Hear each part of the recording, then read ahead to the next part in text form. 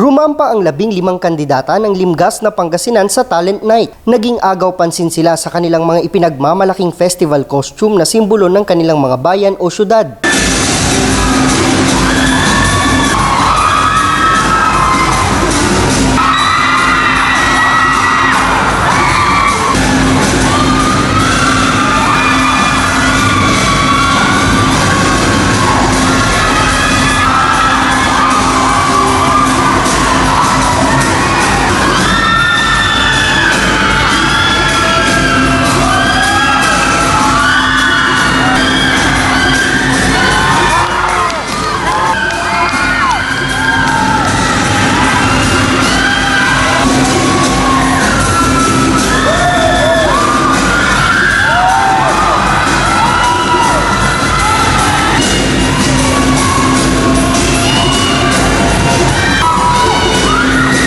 Highlight ng programa ang talent portion kung saan nagpamalas sila ng galing sa kanilang mga talento. Ibinida nila ang kanilang mga galing sa pag-arte.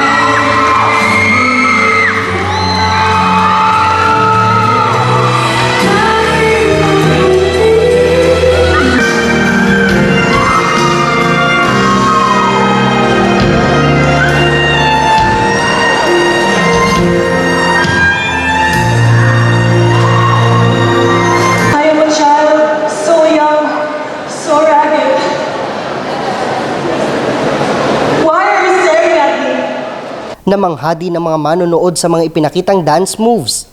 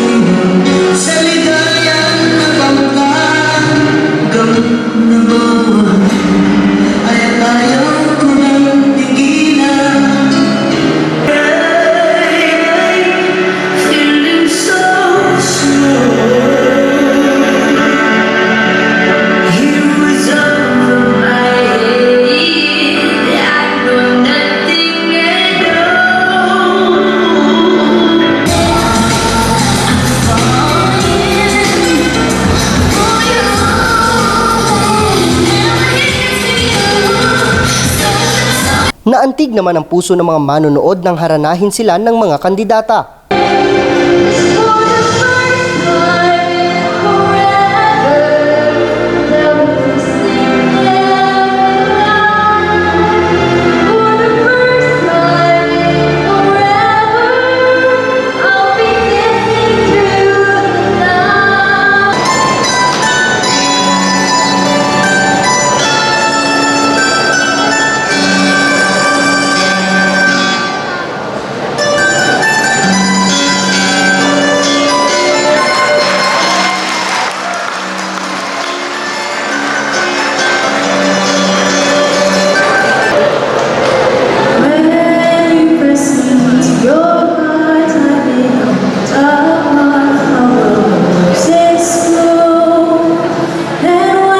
At mayroon ding kakaibang talent na nagpakitang gilas sa magic.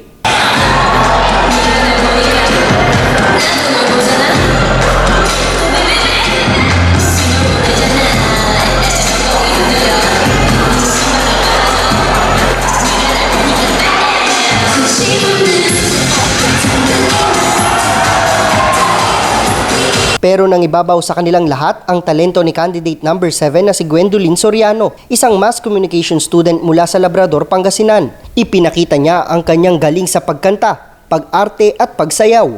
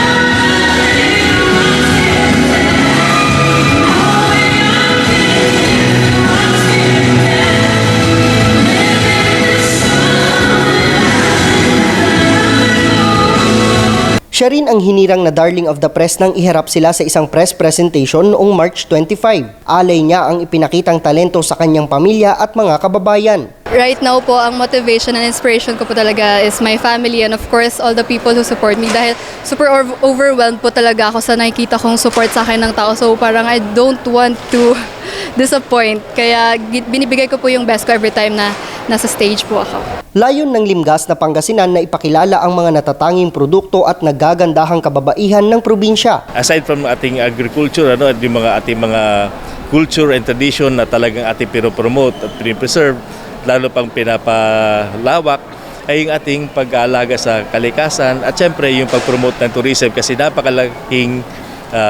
napakaraming potentials para sa turismo sa ating probinsya, Pangasinan. Pero bago sumabak sa pageant, sinala muna silang maigi sa audition kung saan kinakailangan nilang umabot sa standard height na 5 foot 5 inches. Plano kasi ng pamahalaang pamprobinsya na mailaban ang magwawagi sa mutya ng Pilipinas. Sa April 30, gaganapin ang Coronation Night sa Narciso Ramos Gym kasama ang mga Kapuso Stars sa Lingayen, kung saan hihirangin ang Limgas na Pangasinan 2019. Para sa Capital News TV, Edward Quinto.